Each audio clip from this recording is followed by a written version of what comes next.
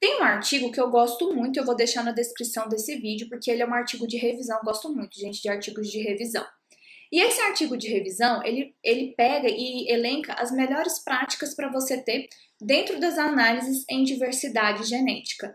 E aí, os autores, esse artigo é de 2007, tá? Os autores, eles fazem um flowzinho aqui que eu achei bem interessante. Então, a primeira coisa, assim como eu falo para vocês, que a Nath fala aqui, é conheça o seu organismo.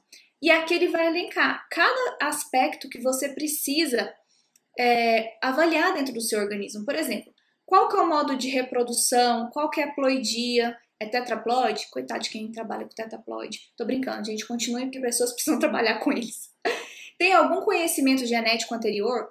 Por que isso é importante? Cara, se tem um conhecimento genético anterior, maravilha, você não precisa partir do zero, ver o que a pessoa fez. Será que eu tô fazendo a mesma coisa que alguém fez? Será que eu vou contribuir ou meu trabalho tem outra abordagem? Cara, se já foi feito, como que eu posso melhorar aquilo? Como que eu posso trazer uma outra visão? O que eu posso fazer? Posso chamar para fazer uma parceria?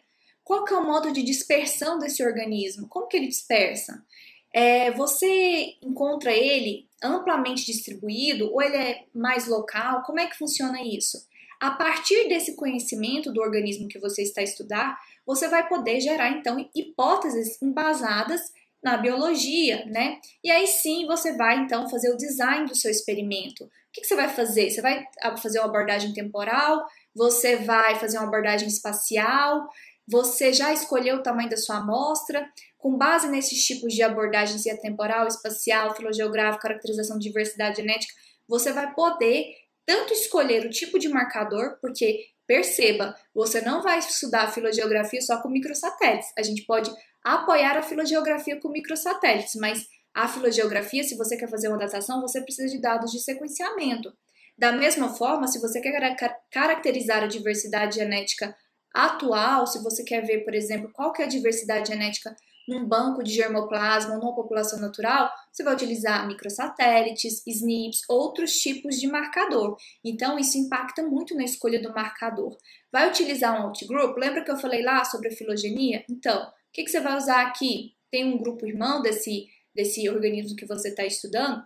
Bom, depois que você genotipou as suas populações, determinou a constituição genética delas, você precisa organizar esses dados e a gente organiza os dados avaliando a qualidade dos dados, né? Ou a integridade dos dados. Aí você pode fazer abordagens demográficas, né?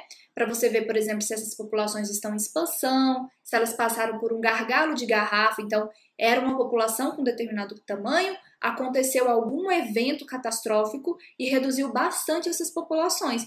Por exemplo, lá no caso de Mariana, né, quando a barragem ela rompeu, lavou tudo que vinha pela frente. Então, aquilo ali, a depender da espécie, se for uma espécie de ocorrência local, você tem um efeito de bottleneck.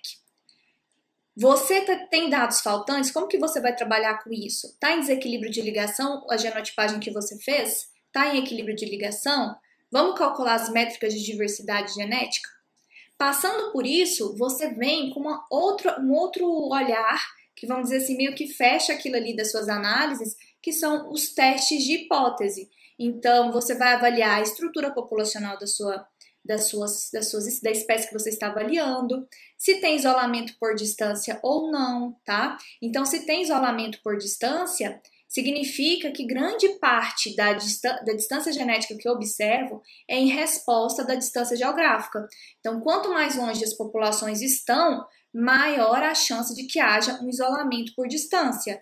Mas a gente tem que fazer o teste. Você pode usar, por exemplo, o teste de Mantel para fazer isso, ou o Id-Moran para avaliar esses aspectos. Tem migração? Tem fluxo gênico? Não tem.